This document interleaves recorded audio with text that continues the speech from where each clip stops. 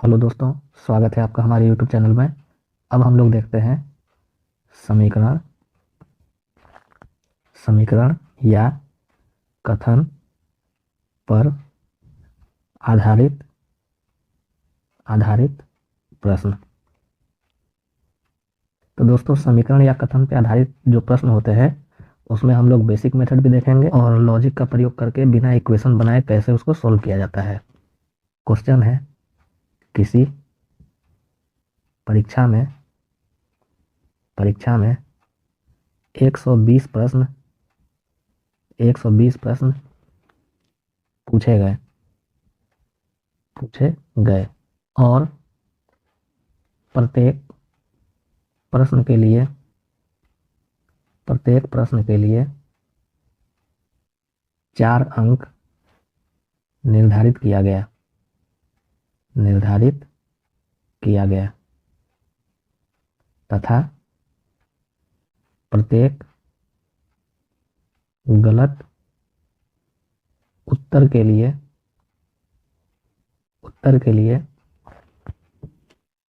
1 अंक काट लिया जाता है।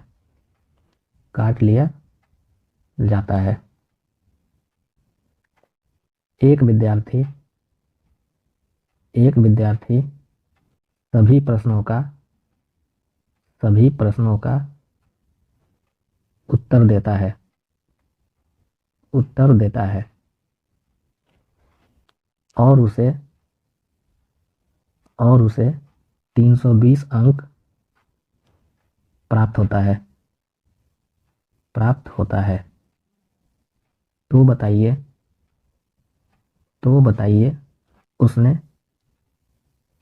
कितने प्रश्नों का सही जवाब दिया है। तो दोस्तों, इसका हम लोग सॉल्यूशन देखते हैं। तो दोस्तों, प्रश्न ये है कि किसी परीक्षा में 120 प्रश्न पूछे जा रहे हैं और प्रत्येक प्रश्न के लिए 4 अंक निर्धारित किया गया।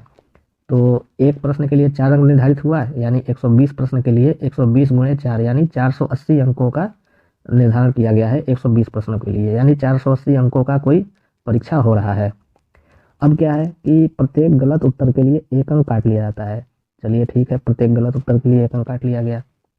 अब कोई विद्यार्थी है, वो सभी प्रश्नों का उत्तर देता है और उसे 320 अंक प्राप्त होता है।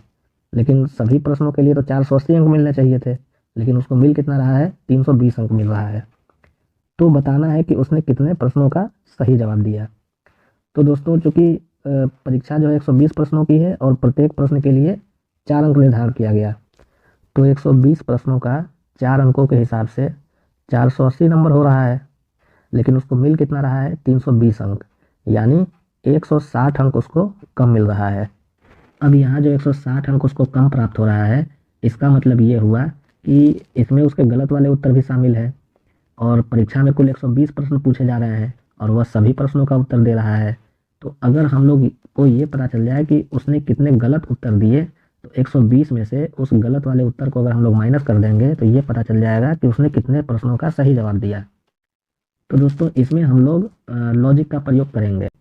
अब यहाँ पे उसको 160 अंक कम प्राप्त हो रहा है, यानी उसके प्रश्न गलत हो रहे हैं, तभी 160 अंक कम प्राप्त हो रहा है। तो अगर उसके प्रश्न सही होते हैं तो प्रत्येक प्रश्न के लिए 4 अंक मिलता है, लेकिन चूंकि प्रश्न गलत होने पे ये 160 अंक कम हो गया है, तो गलत उत्तर होने के कारण ये सही प्रश्न के लिए 4 अंकों का तो उसका नुकसान हुआ ही हुआ और साथ में गलत उत्तर के लिए 1 अंक का और नुकसान हो गया, यानी एक प्रश्न पे उसको कुल 5 अंकों का नुकसान हो गया। तो 5 अंकों का नुकसान अगर एक प्रश्न पे हो रहा है, तो 160 अंकों का नुकसान कितने प्रश्नों पे हो जाएगा?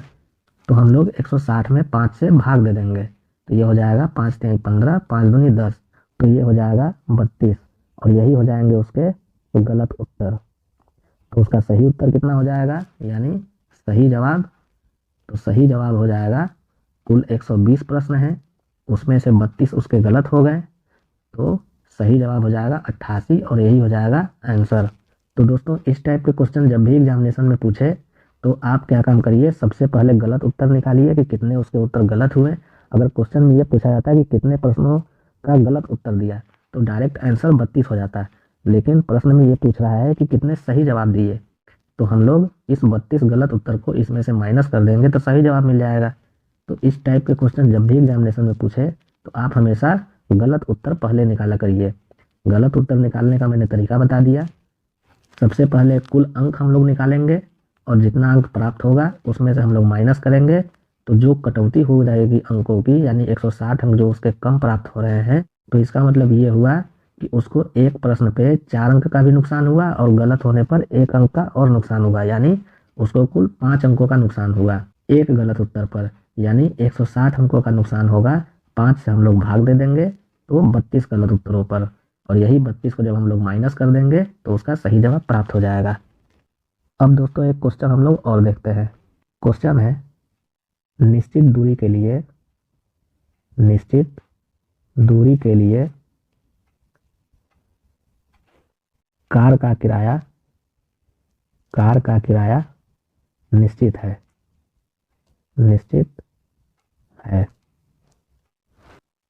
तथा शेष प्रति किलोमीटर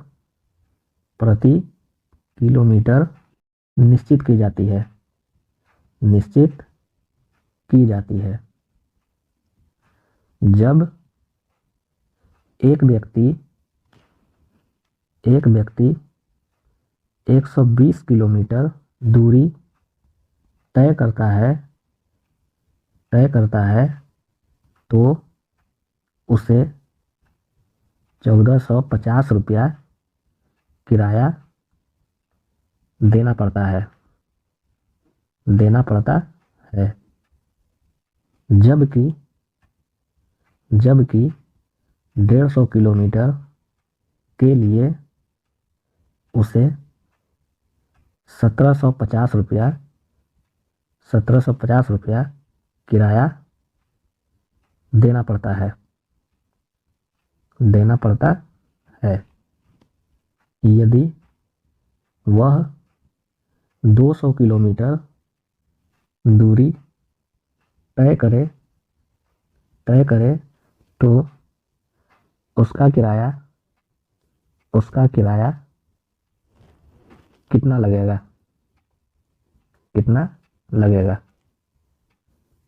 तो दोस्तों ये हो गया क्वेश्चन, इसका हम लोग देखते हैं सॉल्यूशन। और क्वेश्चन जितना बड़ा होता है उसका सॉल्यूशन उतना ही छोटा होता है। तो दोस्तों क्वेश्चन ये है कि निश्चित दूरी के लिए कार का किराया निश्चित है, यानी कोई निश्चित दूरी होगी कि इतना किलोमीटर जाना है तो इतना रुपया लगेगा, और उससे आगे जाने पर आपको पर किलोमीटर के हिसाब से देना पड़ेगा। तो वही चीज़ आगे कही जा रही है कि शेष प्रति किलोमीटर के लिए निश्चित की जाती है, यानी कोई दूरी है वो निश्चित है कि उसके लिए किराया उतना ही देना पड़ेगा, और उससे आप आगे जाएंगे तो जितना किलोमीटर आप आगे जाएंगे उसके लिए आपको प्रति किलोमीटर के हिसाब से किराया देना होगा। ठीक है, इतनी बात समझ में आ गई तो हम लोग आगे बढ़ते हैं। अब क्या है, कोई व्यक्ति है 120 किलोमीटर की दूरी तय कर रहा है तो उसको 1450 देना पड़ रहा है, और अगर 150 किलोमीटर जा रहा है तो 1750 देना पड़ रहा है। अब ये पूछा जा रहा है कि 200 किलोमीटर जाएगा तब कितना देगा।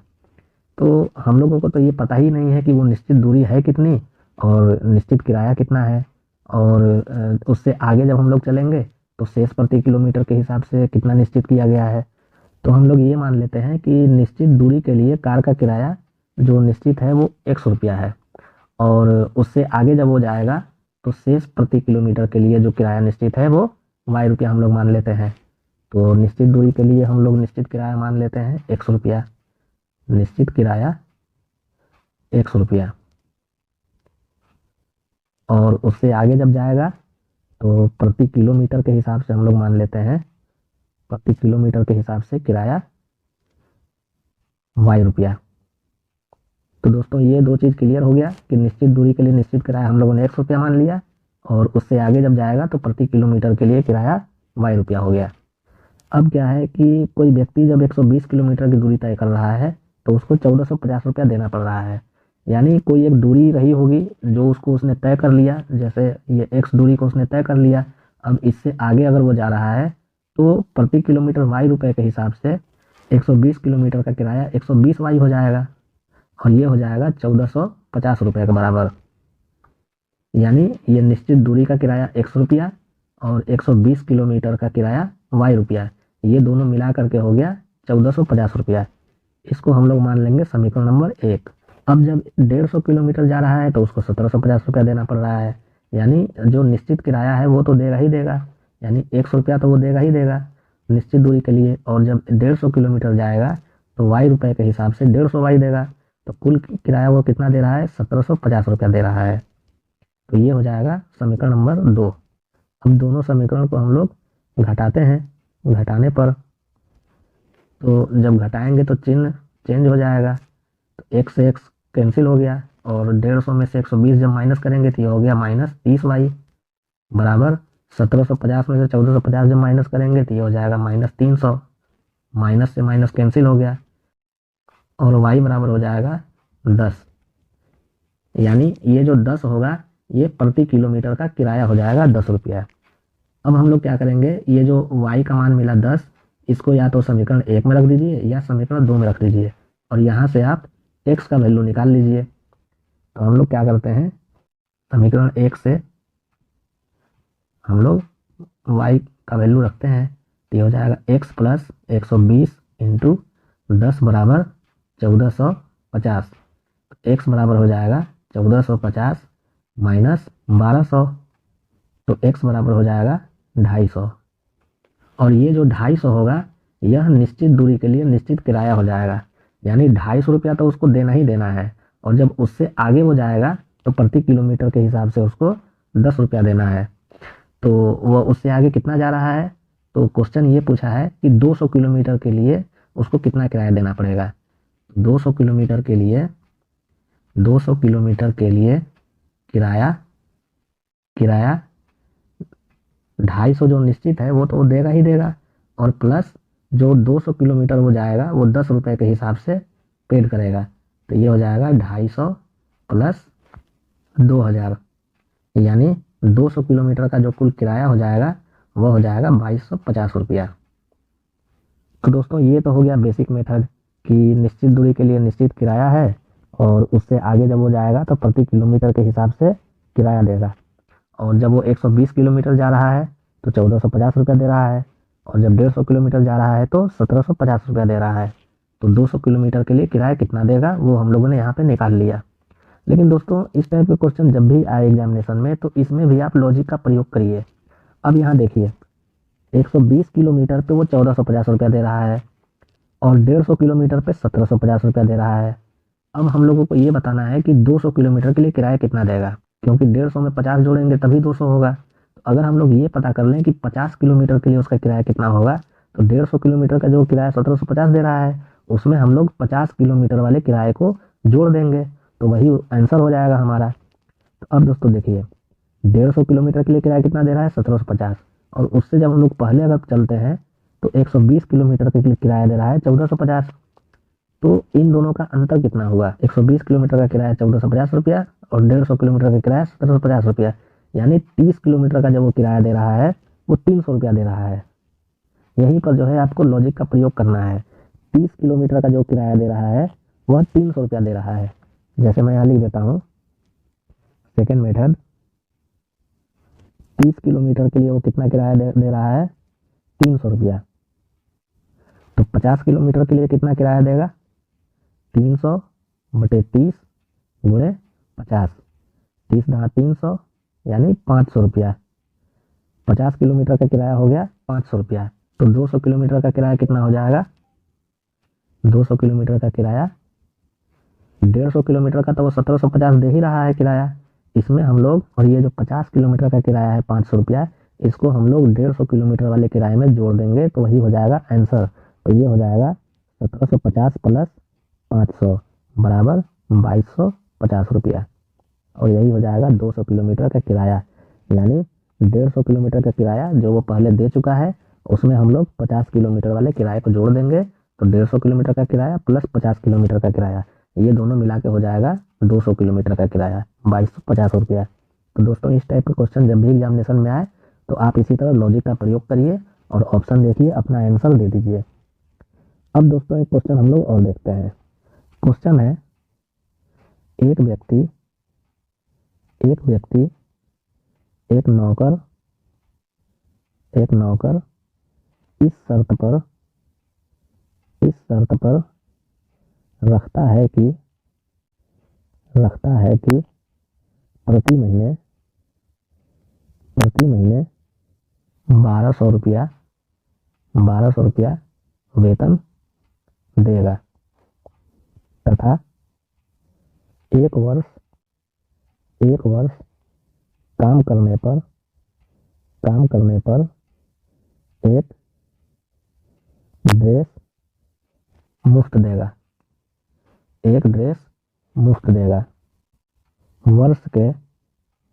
वर्ष के प्रारंभ में ही उसे ड्रेस दे दिया और नौकर ने 8 महीने बाद काम छोड़ दिया।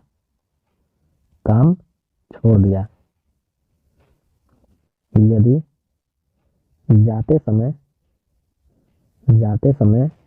उसे 9400 रुपया दिया गया हो तो ड्रेस की कीमत ज्ञात कीजिए। तो दोस्तों इसका सॉल्यूशन हम लोग देखते हैं। तो दोस्तों क्वेश्चन ये है कि कोई व्यक्ति है जो एक नौकर इस शर्त रखता है कि नौकर को प्रति महीने 1200 रुपया वेतन देगा, ठीक है, और एक वर्ष काम करने पर एक ड्रेस भी देगा।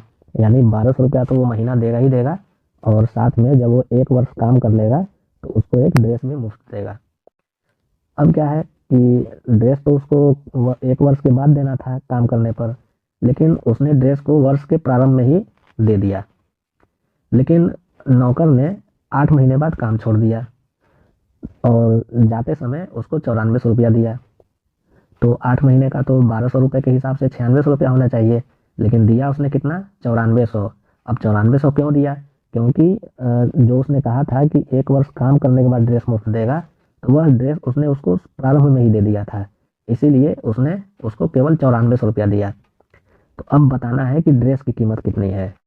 तो हम लोग ये मान लेते हैं कि जो ड्रेस की कीमत है वह 100 रुपया है, 100 रुपया है, और ये 12 महीने के लिए ड्रेस की कीमत है। तो प्रति महीना ड्रेस की कीमत क्या हो जाएगी? ड्रेस की कीमत प्रति महीना हो जाएगी 1/12 रुपया।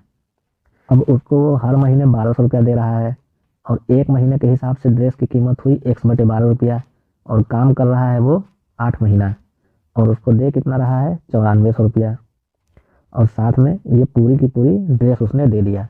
केवल आप इक्वेशन समझिए, यहाँ पे उसको 1200 रुपया महीना दिया और एक महीने की जो ड्रेस की कीमत आई वो 1/12 दिया, और ये 8 महीने उसने काम किया। तो ये हो जाएगा 1200 प्लस 1/12 गुणे 8, और साथ में उसको 9400 रुपया दिया, और शुरू में जो उसको ड्रेस दे चुका था वो इसमें हम लोग जोड़ देंगे, तो ये दोनों इक्वेशन बराबर हो जाएगा।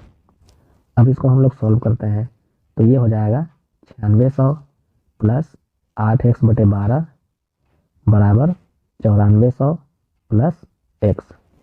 ये हो जाएगा 4 दूनी 8, 4 3 12। अब ये हो जाएगा 9600 और 9400 को लेफ्ट हैंड साइड में करेंगे तो ये हो जाएगा -9400 बराबर x, और 2/3x को राइट हैंड साइड में भेजेंगे तो ये हो जाएगा -2/3x। अब ये हो जाएगा 200 बराबर x माइनस 2/3x का मतलब हो गया x/3, तो x बराबर हो जाएगा 600 रुपया, और यही हो जाएगा ड्रेस की कीमत। तो दोस्तों ये तो हो गया बेसिक मेथड कि आपने ड्रेस का कीमत 100 रुपया मान लिया जो ये एक वर्ष का है, और प्रति महीने के हिसाब से ड्रेस की कीमत 1/12 रुपया हो जाएगी। 8 महीना उसने काम किया, एक महीने का वेतन और प्लस एक महीना जो ड्रेस का कीमत आएगा उसके हिसाब से ये 8 महीने की प्राप्त धनराशि हो जाएगी, और साथ में 9400 रुपया, और स्टार्टिंग में जो उसने ड्रेस दे दिया था उसको 94 प्लस x, ये दोनों इक्वेशन बराबर हो जाएंगे, और इसको सॉल्व करके जो हम लोग x का मान निकालेंगे ये हो जाएगा ड्रेस का कीमत। तो दोस्तों ये तो हो गया बेसिक मेथड, लेकिन इस टाइप के क्वेश्चन जब भी एग्जामिनेशन में पूछे तो आप हमेशा लॉजिक का प्रयोग करिए। अब लॉजिक ये है कि प्रति महीने उसको 1200 रुपया वेतन दिया जाएगा और 8 महीने के लिए उसका वेतन कितना हो जाएगा 9600 रुपया, लेकिन उसको दिया कितना जा रहा है 9400, यानी 200 रुपये की कटौती की गई। तो ये जो 200 रुपये की कटौती की गई, वह कटौती उस ड्रेस की ही कटौती की गई है जो उसने ड्रेस देने का वादा किया था। तो चूंकि ड्रेस उसने वर्ष के प्रारंभ में ही दे दिया, तो जो 200 रुपये की जो कटौती हुई वो ड्रेस के लिए कटौती हुई।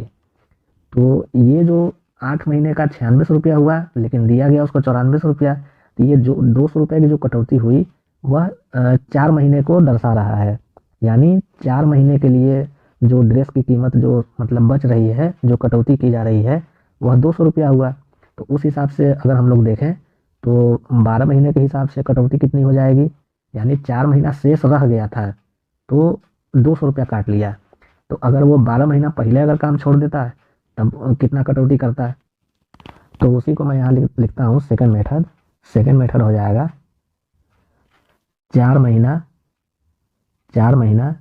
के लिए काटता है 200 रुपया। तो 12 महीना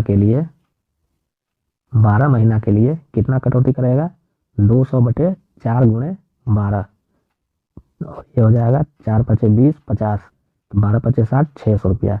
और यही जो 600 रुपया हो जाएगा वो ड्रेस की कीमत हो जाएगा।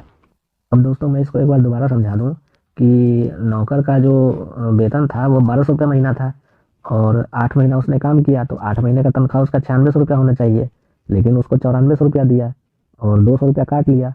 अगर वो पूरे साल काम करता तो 1 रुपये की भी कटौती नहीं की जाती, क्योंकि उसने वादा किया था कि भाई जब 12 महीना तुम हमारे यहाँ काम करोगे तो हम तुमको ड्रेस मुफ्त देंगे। लेकिन ड्रेस तो उसने उसको शुरू में ही दे दिया था। अब नौकर के मन में लालच आ गया कि चलो भैया ड्रेस तो मिल ही गया, अब 12 महीने क्या काम करना, 8 महीने ही काम कर लो और ड्रेस तो हमको मिल ही गया है।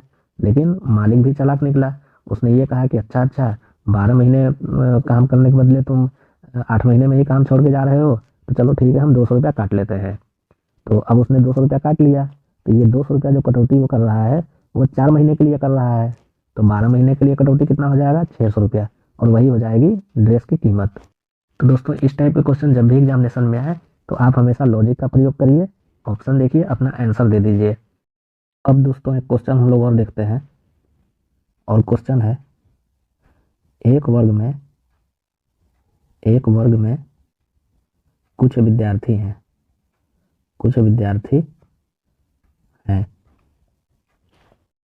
प्रत्येक ब्रेंच पर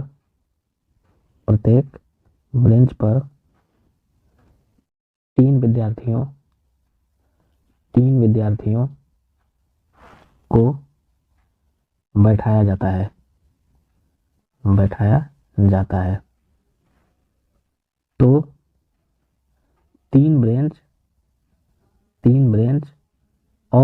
तो तीन ब्रेंच और की आवश्यकता पड़ती है।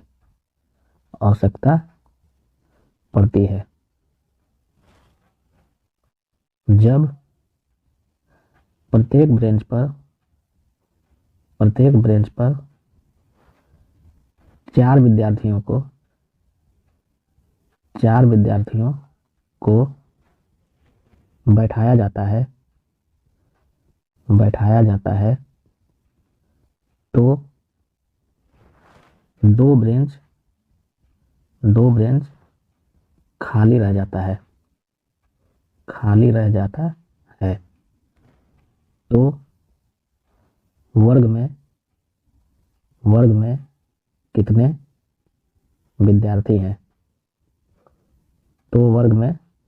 विद्यार्थी हैं?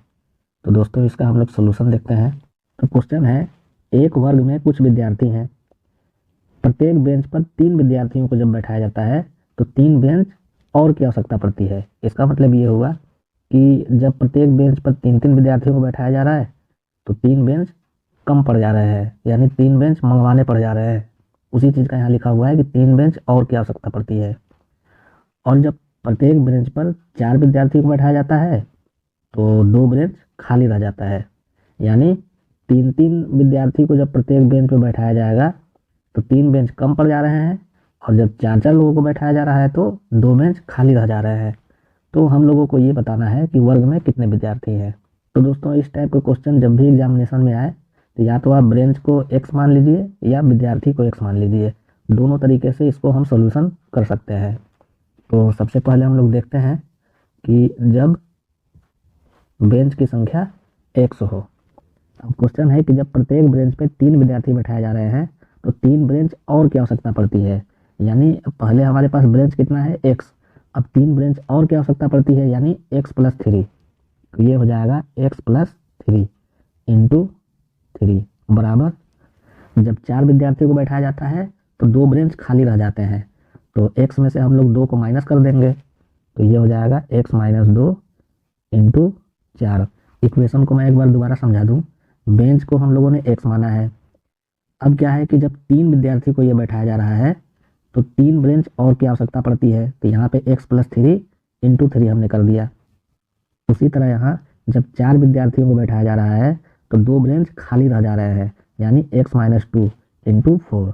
तो इक्वेशन हो गया 3 ब्रेंच और आवश्यकता पड़ रही है × 3 विद्यार्थी और 2 ब्रेंच खाली रह जा रहे हैं × 4, और दोनों को बराबर कर देंगे। अब इसको सॉल्व कर दिया जाए तो ये हो जाएगा 3x + 9 बराबर 4x - 8, तो ये हो जाएगा x बराबर 17। अब ये जो x की वैल्यू है 17, इसको या तो लेफ्ट हैंड साइड में रख दीजिए या राइट हैंड साइड में रख दीजिए, तो इससे आपका विद्यार्थियों की संख्या निकल जाएगा। तो ये हो जाएगा विद्यार्थी बराबर x + 3 × 3, तो ये हो जाएगा 17 + 3 × 3, तो ये हो गया 17 × 3 = 20 और 20 × 3 = 60 विद्यार्थी, और यही हो जाएगा आंसर। अब दोस्तों हम लोग सेकेंड मेथड देखते हैं। जब विद्यार्थी x हो तो हम लोग यहाँ मान लेते हैं विद्यार्थी की संख्या x है, तो जैसे यहाँ पर ब्रेंच को x मान के विद्यार्थी को बराबर कर दिया गया था, तो अब हम लोग यहाँ क्या करेंगे, विद्यार्थी को x मानेंगे और ब्रेंच को बराबर कर देंगे। तो जब प्रत्येक ब्रेंच पे 3 विद्यार्थी बैठ रहे हैं तो 3 बेंच और की आवश्यकता पड़ जा रही है यानी 3 बेंच कम पड़ जा रहे हैं, तो हम लोग -3 कर देंगे। उसी तरह यहाँ जब प्रत्येक बेंच पे 4 विद्यार्थी बैठ रहे हैं तो 2 बेंच खाली रह जा रहे हैं यानी 2 बेंच एक्स्ट्रा पड़ जा रहा है। इसको मैं एक बार दोबारा समझा दूं कि विद्यार्थी को हम लोगों ने x मान लिया है और जब प्रत्येक बेंच पे 3 विद्यार्थी बैठेगा इसका मतलब x/3 हो जाएगा, तो 3 बेंच और की आवश्यकता पड़ती है यानी 3 बेंच जो कम पड़ जा रहे हैं यहाँ पे हम लोग -3 कर देंगे। उसी तरह यहाँ जब प्रत्येक बेंच पे 4 विद्यार्थी बैठेगा यानी x/4 हो जाएगा, तो 2 बेंच खाली रह जा रहा है यानी 2 बेंच एक्स्ट्रा है, तो यहाँ पे हम लोग +2 कर देंगे। तो जब विद्यार्थी को x मानेंगे तो बेंच को बराबर करेंगे और जब बेंच को x मानेंगे तो विद्यार्थी को बराबर करेंगे, यही इसका ट्रिक है।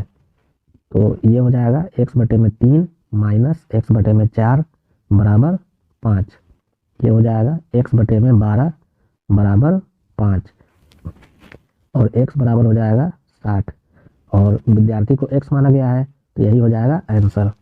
तो दोस्तों इस टाइप के क्वेश्चन जब भी एग्जामिनेशन में आए तो बेंच की संख्या निकालने के लिए भी पूछा जा सकता है, विद्यार्थी की संख्या भी निकालने के लिए पूछा जा सकता है। मैंने आपको दोनों तरीका बता दिया और आपको जैसे आसान लगे उस तरीके से आप इसको सॉल्व कर लीजिएगा। तो दोस्तों आज के टॉपिक में बस इतना ही।